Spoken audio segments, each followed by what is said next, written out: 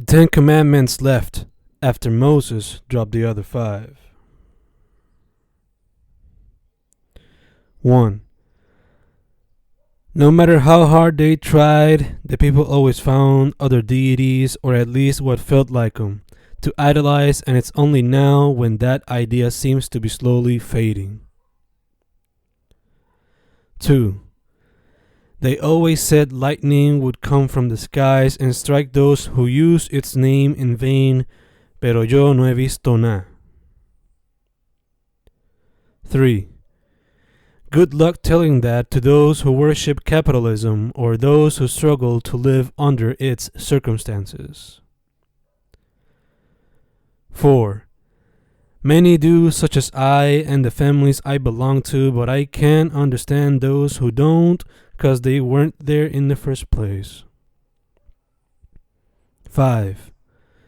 Good luck telling that to every single person who has started a war due to ego or participated in one in self-defense.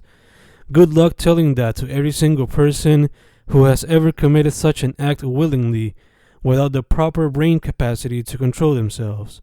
Justifiable? None of it is, but that's the world we live in. Hopefully we can learn from it all and become more peaceful creatures as time moves on.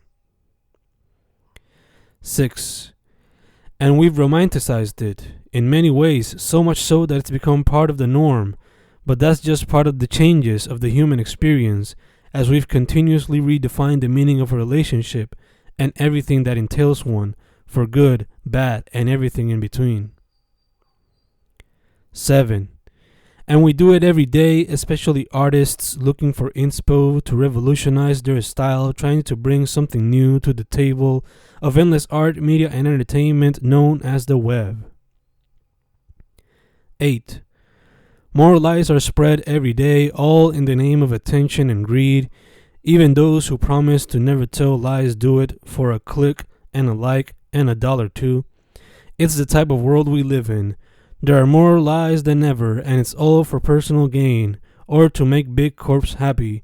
It's no surprise why the people mass theorize after finding so many lies. Is any of it justified? The lies, the theories? Not at all. But it'll take time before trust is earned once more. 9. Yet we see it often, especially across the web, as acts of lust govern the eyes of those who consume it. But it's again another part of human evolution, as the beauty of the female body and sex are worshipped in different ways with every passing day. 10.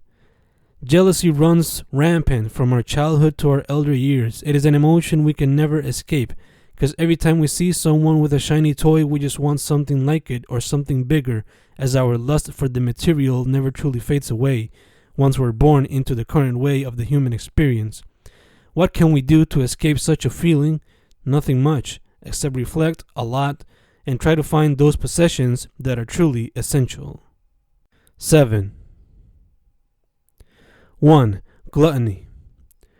Gluttony will be the end of me. That's my classic phrase, y por eso sigo ajustando la dieta, comiendo un poco menos, comiendo un poco más temprano, siempre on the lookout de mi historial y el familiar, just in case haya que hacer más ajustes. Solo me falta una rutina de ejercicio para mantenerme en la línea. I should also do this with my art and media consumption. It often feels like I consume much more than what I produce. I don't know if others feel the same way, pero en esa estamos, y esas son las que hay que modificar. 2. Sloth. Laziness might be our downfall, but these days it's hard not to do it. Previous generations have made it easy for us to just be sloths.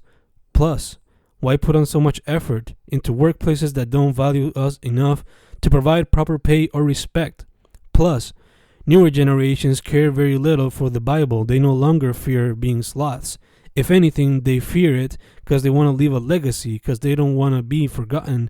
Working hard as an act of kindness or for the better of future generations has taken a backseat recently. The individual has taken the forefront, so sloth has merely become another art form. 3. Greed.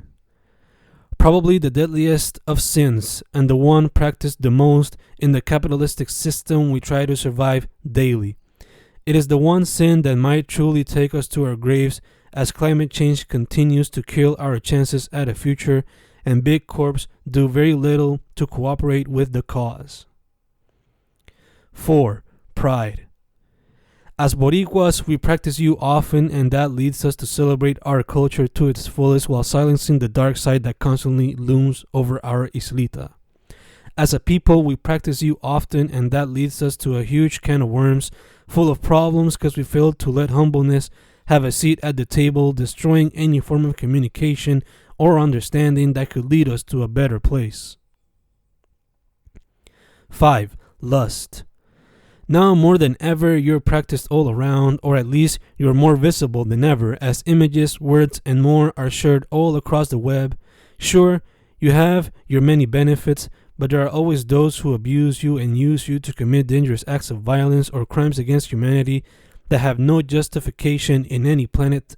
Thankfully, there are more who use you for personal good, or at least I hope so. 6. Envy.